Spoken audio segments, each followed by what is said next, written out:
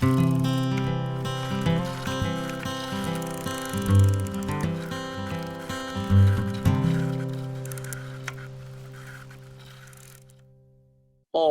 how's it going, everybody? This is Brandon McCaskill. Welcome to the Safari Arie Road Show. We have Arie here with us, and he's going to give us an update on how things are going, where he's at, and what's new. Arie, it looks like you're in a prison. Are you starting more fires? Yeah, no. I'm actually at a host. I'm actually very lucky. I'm in Moab, and I'm actually at a host. And I realize, yes, the cement block wall is not the most attractive wall. I actually have my own little apartment. It's like an ensuite to a garage kind of deal, but it's a finished little apartment. I have actually I have a bed there, and then there's that one door is a washroom, and then there's the hallway out. But anyways, yeah, no, I have my own little place here in Moab. Somehow I get very, very lucky with these things. But anyways, but before we go with an update, I don't know if this was my little brother being just nice to me, but he asked about, like, do you guys still answer questions? And of course we do. And like I said, I don't know if he was just being nice with the way he set me up or set us up with this question, but he asked, like, why is it so important that, that we get subscribers, and why we're always asking, please subscribe. And for those that don't know, and I'm not like an expert on this, and if there's anything you want to add, you can definitely add. But anyways, 3 more subscribers. Once you reach 1,000 subscribers and or 4,000 hours of watch time, you have the potential to monetize your YouTube channel, which would be really nice for both, for a bunch of reasons, but also, just because, especially my partner here in crime, Brandon here, it would be nice that there'd be a little bit of a payoff someday down the road for him, for all the work he does. But yeah, the more subscribers and the more hours watched, 4,000 hours, 1,000 subscribers, you have the potential to monetize your channel. And so that's why it's really really important to subscribe. Please do. And it also, from my perspective, it also validates your channel as something that people appreciate. So I don't know if you have anything to add, but anyways, my little brother, Ryan, he put his little brother, I'm only 14 and he's like 12.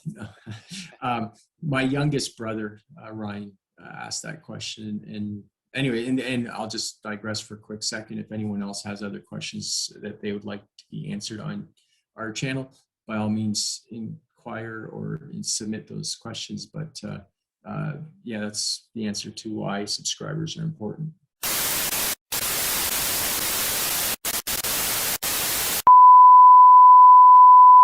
And we're back. And we're back. Okay, awesome. So anyways, that was, yes, I don't know if you have anything to add as far as the YouTube subscribers. No, you said it perfectly. It's just what I always say. It's just a free, easy way for you to support Arie on his ride. It takes 2 seconds just to hit subscribe and make sure those notification bells are on. And if you're not subscribed, you won't get notified of his videos. So yeah. But I like subscribe. That idea of it's just an easy, free way to support. I like that. That's anyways. So we to continue on with the show in itself as far as updates. So I am currently in Moab. The last time we spoke was approximately 2 weeks ago. I was in Escalante. Yeah. So I had just finished Zion National Park and Bryce Canyon National Park. Yes. And I was on my way to Capitol Reef National Park, which is also a very beautiful park in Utah. That's the one thing about Utah. Utah does not disappoint at all when it comes to beauty. So Capitol Reef was very beautiful. It was kind of like Zion was a beautiful park because of this massive climb, Angel's Landing, and just to be able to look in the valley. It's probably one of the most beautiful valleys I've ever seen in my entire life. Bryce Canyon was kind of like, that's the thing, is these national parks have their own thing to them, their own whatever beauty. And as I'm having a brain fart here, like Utah, like you can see photos, you can see 1,000 different photos of Utah, Yeah. and you can mix them with 1,000,000 photos of other places in the world. And it's pretty easy to identify which photos are come from Utah because there's similarities. But then at the same time, these national parks are just so distinct and so different. So Zion was this beautiful valley. Bryce Canyon was this amazing canyon with all these hoodoos, like millions and millions of hoodoos. Capitol Reef was kind of another through a valley kind of deal. A lot of red rock, high red rock kind of, or not high, yeah, whatever. And then, anyways, so from Capitol Reef, then I went to this state park called Goblin Valley State Park, which had these weird kind of blob type hoodoos. So we're like Bryce Canyon had these hoodoos in Goblin, but like Goblin Valley was kind of just this reddish hoodoos, and Bryce Canyon was orange hoodoos. And so, yeah, so Goblin Valley State Park was after Capitol Reef. And from there, then I got myself into Moab, where, I'm at this host. Did I actually, I almost already forgot, did I actually mention how I have this host or not? Not yet. No, not yet. Okay. Anyways, so like a month ago ish, when I had that grass fire, I had a hard time trying to find front panniers, like, because there was none in town. I ended up finding some in Vegas. But anyways, I posted on a Utah bike group that I was desperate for front panniers, front bags, because one of mine had burned to nothing kind of deal. Yeah. Anyways, my host, Dave Knowles, he actually commented on my post that when I got around to Moab, that there'd be a place to stay.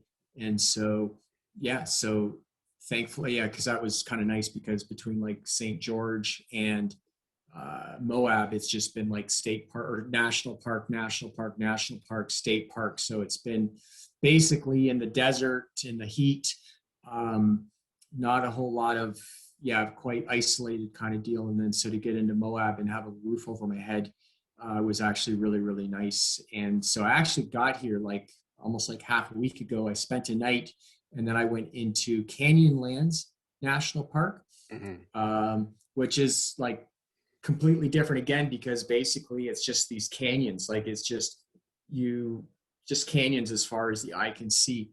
And then I spent a day there, and then the next day I went to a state park that was right beside Canyonlands called Dead Horse Point State Park, which is more canyons. And I think it has the Colorado River go through it, if I'm not mistaken. Oh, yeah. So it's just this vastness of canyons. Yeah. And then I left Dead Horse State Park and came into Moab for supplies, and right away left and went into Arches National Park, which is absolutely famous and beautiful for all these crazy arches. Yeah. I feel like I probably saw like a dozen plus arches. Like I did a lot of hiking. I actually spent 3 nights in Arches National Park. Yeah.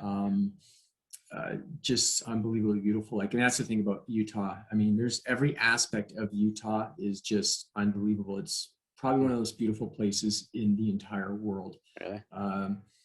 It's funny because I meet all these people while I'm doing my ride. They see the bike and they ask me a million questions. And it's this one couple from Iowa. They're like, "We're still waiting for Canada to open." I said, "Well, as long as Utah is open, you're okay. There's somewhere to go." Yeah.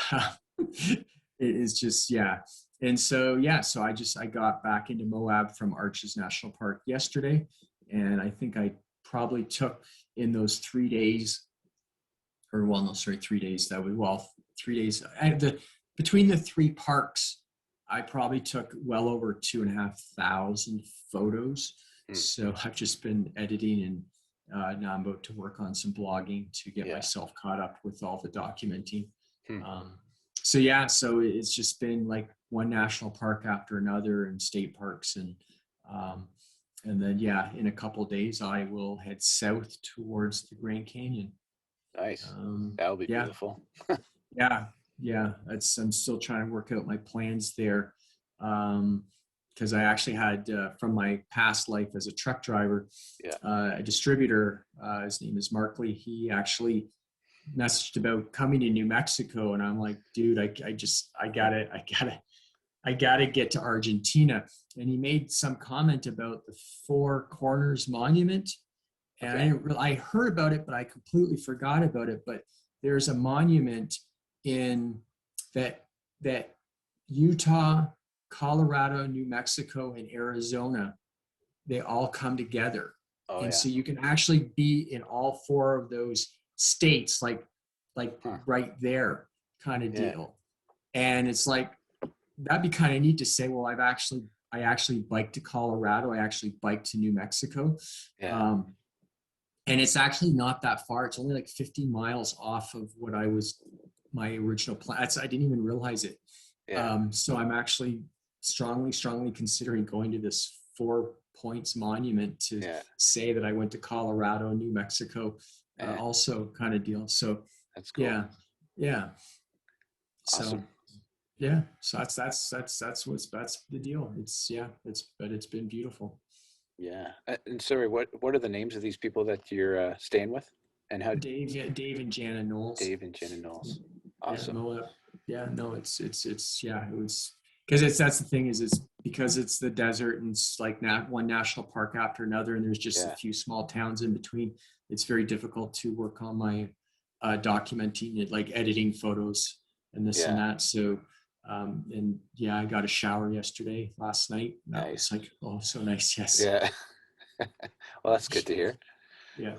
Awesome. Well, it's great to hear the update. Thanks so Yeah. much for that, man.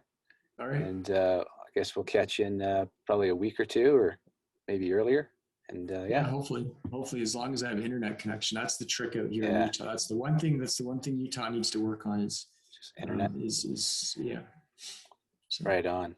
Thank you guys for joining us. Please, again, subscribe. It's an easy and free way to support Ari. We'll catch you next time. Take care. later.